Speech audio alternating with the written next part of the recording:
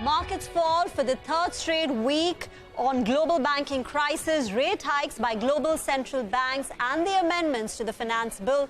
The Nifty falls 1%, the broader markets underperform. Today on Editors Roundtable, we discuss the implications of the finance bill. We put the spotlight on IT and hospitality, and we take stock of GQG Partners in their portfolio. I am Reema Tendulkar, and with me today is Nimesh, Nigel and Prashant. Hi guys, I'm waiting for that sigh of relief.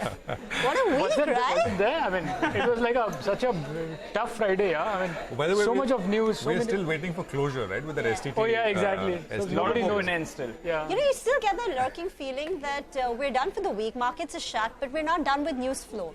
Something's going to hit I'll tell you, Reema, I woke up this morning actually thinking that it's going to be a nice, quiet Friday. Relaxed Friday. And you will slide into the weekend, and then, we'll see on Monday. And it just started, boom, right from the word go, right?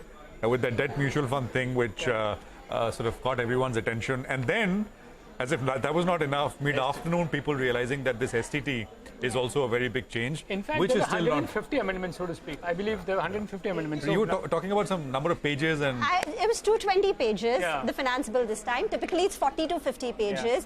I think there are some 20 new sections and about 64 odd amendments. Yeah. Right? Typically, these things don't happen in the finance And when bill, you thought right? all the domestic cues were done and dusted, suddenly you had the European banks that started collapsing. Yeah. Deutsche Bank down close to around 8%. So I take that point. Prashant, you thought you were going to have a nice, easy day. Anything but that. And by the way, it almost felt like budget day, Yeah. without the sets and Without the speech. the free food, and anyway, let me just quickly tell our viewers what to watch out for. I mean, it's almost living life on the edge, right? It feels like that because things were settling down with the US banking issues, and the Fed was behind us, and the budget, of course, was almost 6 weeks old. Who would have thought that budget is once again is all we will be talking about this Friday? But that was the nature of the market today. So mood is pretty subdued, and I think Nimesh will attest to it as well. And I don't think there is any sort of indication that this mood is going to change on the dime, because what can happen, right? Imagine what can happen. I mean, of course, the unexpected sure can happen in a positive way as well, but doesn't look like it. The Nifty looks close to retesting the 16,800, 16,850 levels. We got 2 touch points on that level in the last 10 days. Both were respected, but, well, third time lucky, we will see. Tax increases on financial instruments also soured sentiment. It's not that the tax increases are huge or anything of that sort. It's just that, there was no mention of this of any of this in the budget. So what changed between the 1st of Feb and today for these completely new things to come about? Usually there are amendments to what is already included in the budget. And in any case, these are increases, right? So incrementally, they don't help. They hurt to whatever smaller degree. Global markets have been seeing this 1 step forward and 2 steps back at the kind of movement, just in terms of price action also. The reasons for the Fed's dovish shift and Yellen's comments are actually, in a way, worrying, right? So what did the Fed say? They said that, if this had not been the banking crisis, our forecast would not be 1 more 25 basis point hike. It could have been at least 2 more. I mean, about 2 more. And, Powell said that this is guesswork, but it does show you the direction. What they're essentially saying is they expect credit in the US system to be impaired. Credit will tighten, and that's the reason why we don't want to hike interest rates. On the other hand, the Treasury Secretary Janet Yellen's comments basically show you that they will not intervene on a blanket basis. The threshold of pain has to be high, and it has to be on the verge of becoming systemic, and then they will kind of step in. Again, not exactly the best kind of situation for the markets. And of course, as Nigel just said, do markets need to worry about big financial institutions like Deutsche, etc. out of Europe? One does not know. One is not sure. So we are hanging and living life on the edge, as I said, at this point in time. Let's welcome in Nilesh Shah of Envision Capital, who's with us for a quick chat on things. Nilesh, your first brief look at the market as we had today on Friday, and of course all the news flow with regards to all these budget changes. Very briefly, what did you make of them?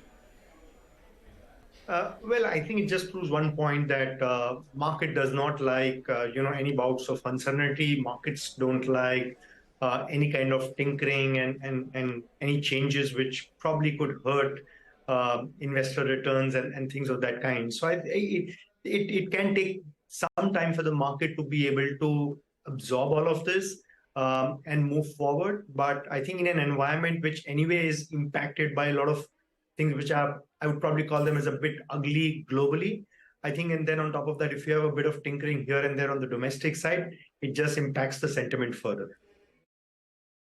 Nilesh, hi, point taken. But before we get further, Nimesh has walked over to the big ball and there has been a big churn in GQG Partners India Fund. For more details on this, Nimesh? Well, there has been a lot of chatter about what is GQG doing in India, and there has been a lot of rumors as well. So I thought, let me put a nice, data as to what GQG has been doing in the Indian markets. We all know that, Rajiv Jain has committed to nearly $2 billion to the Adani Group, but that happened in the March. But before that, just look at what have they done in the India portfolio.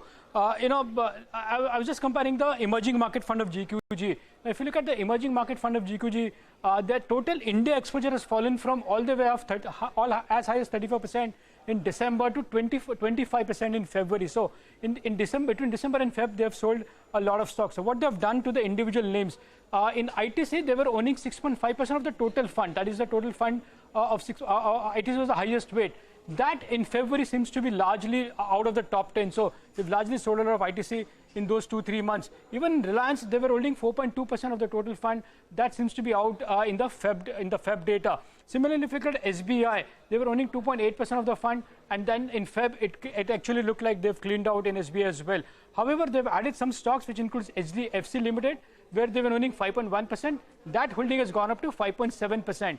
And in ICICI Bank, they've raised the stake from 2.9% of their fund to 3.7%. That's basically the total exposure that the EM fund had within the GQG holdings. If you look at the GQG Global Fund, even they have exposure to the Global Fund. In the Global Fund, they've made a small change. Their holding in HDFC Bank was 5% in December. That has now fallen to 5.1% to 5% in February. The total India exposure has slightly moved up from 7.1 in December to 7.3. This is all before they invested money in the Adani Group. Now look at GQG's top India holdings, and that will give a good picture. The biggest holding is ITC. They own 1.3% of the total company as of December 2022. As I said, they've sold some stake in ITC in the last couple of months. Cipla was the second big holding, 1.2%. HDFC Limited, Tata Steel, Sun Pharma, 0.7 to 0.9%. And the list goes on. JSW Steel, they own NTPC, Coal India, ICICI Bank, Bharti Airtel. These are the few big names that they own. Now, what have they done in terms of exits? They've sold Reliance, they've sold SBI, and they've sold ITC. Among the three names, Reliance has been a big underperformer since January. That stock is down 13%. Even SBI is down 17.5% since the December. Only one stock where they've sold, and still the stock is up. That is ITC. So that's up 14%. But also I want to add one more line. They've also sold a big chunk of HDFC AMC last week, and they've cleaned out of HDFC AMC as well. So while they've committed good $2 billion to the Adani Group, but on the India portfolio, their holding has come down, and they've sold a lot of big names, which includes ITC, Reliance as well. And I believe in the March filing, there could be more names where they've reduced their holdings, in those names. So that would be interesting to watch. But I guess from a positioning point of view, GQG has definitely lowered down its India holdings across the board, and they've only added to the Adani Group in the month of March. Nimesh, very interesting compilation over there. Nilesh, wanted to pick on that point about HDFC AMC. The developments which have taken place today have resulted in a knock in the stock prices, down close to about 5%. You like HDFC AMC. Do the developments alter the investment thesis in the AMC companies? Well, in the very short term, it definitely is negatively impacted. I think this will impact maybe from a few quarters perspective, maybe 3 to 4 quarters. There will be some bit of impact. In addition to that, there's also the overhang that there's an expected change in the total expenses ratio that's already been talked about quite a bit. So I guess that still they will have a bit of a challenging time for a few quarters. But my sense is that I think it makes sense for investors to take that in their stride, because over the very long term, the long-term investment case for an asset management business, for a mutual fund business in India, I think is very solid, very robust.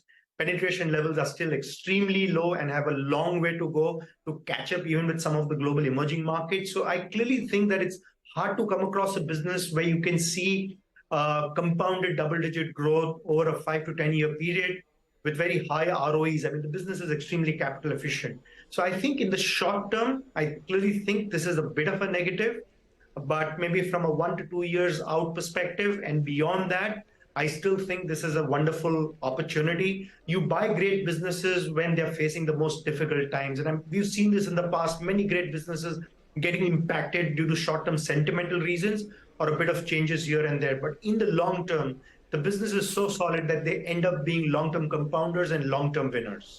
Okay, all right. Take that point on board, Nilesh, on those AMC companies. And talking about HDFC AMC, Nilesh, I'm just wondering, GQG, are they making space to pick up something else? We'll have to see. So it's going to be interesting. See, yeah, of course, that filing, the March filing will be important, and the fact that are they looking to add, more value-added stocks. That's something which we need to watch out for. But there's been a lot of chatter, which is why I thought, it's good to put some numbers out.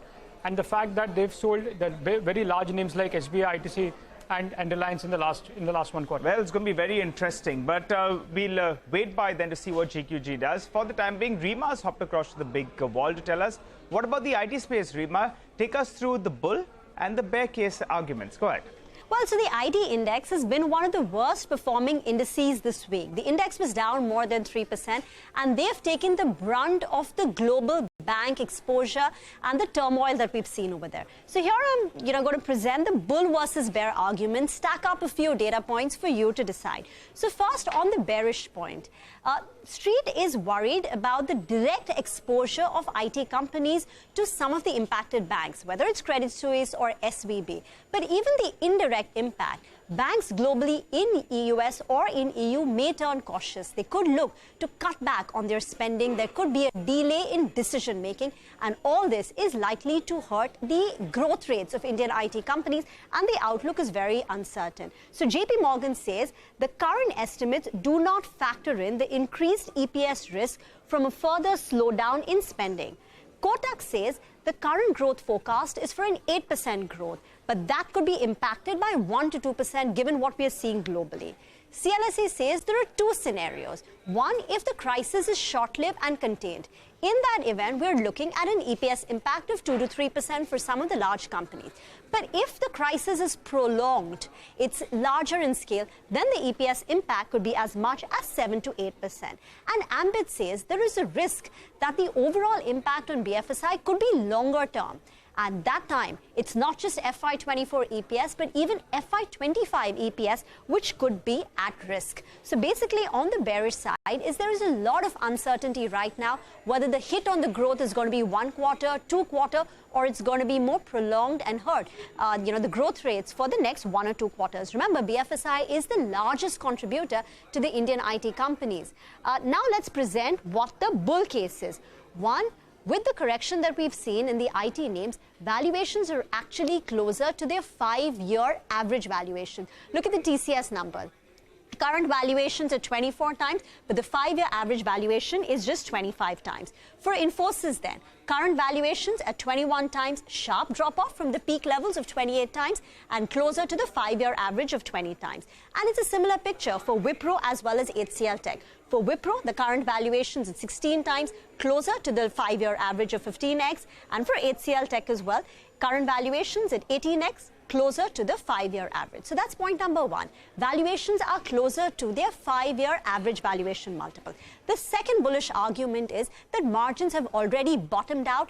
They're on their way to recovery, and the recovery is only going to gather steam. The reason for that is attrition is coming down sharply. Wage hikes in FY24 are going to be far more moderate given the layoffs that we are seeing, and companies are looking to improve their utilization. Utilization has some headroom, and subcontracting costs are likely to come down. And the third argument is that Indian IT has corrected far more than the Nifty, the benchmark index. From the peak level, the Nifty IT index is down 24%, while the Nifty is down 10%, and the Nifty IT index is actually closer to its 52-week low, just about 7% away. Nilesh, where do you stand on the bull versus bear argument on Indian IT, and between the large caps and the mid caps, which one would you favor? Well, Rima, it's a bear case for large caps and a bull case for mid caps in IT. That's the way I would put it. The large cap, unfortunately, I think they'll find it difficult to grow in double digits. At best, their growth will be in single digits. even in a year like financial year 21-22, which was the best year for IT, a company like Infosys, probably the net earnings grew at just about 15-16%. So imagine your best-in-class company in your best year growing at just 15-16%. So we can imagine that when things normalize or in not so great years, the growth rates are going to be significantly lower. So it's pretty much like the FMCG space, where the large companies will find it very difficult to grow in double digits. And therefore, it makes sense to probably kind of take a look below the top 4 or 5 names and see where there's kind of incremental growth happening, where there's going to be a higher delta and therefore a higher alpha generation over the medium term. So I think at best, if there were to be a further correction, the large caps will give you nice trading bounces. But probably, I think the big upside is going to be in some of the mid caps, which are growing at a much faster pace. Interesting point, Nilesh. Well, for the time being, Nilesh, request you to stay with us. We'll slip in a short break. We come back, though. We continue discussion with Nilesh. And we'll also take a look at the hotel sector on the other side.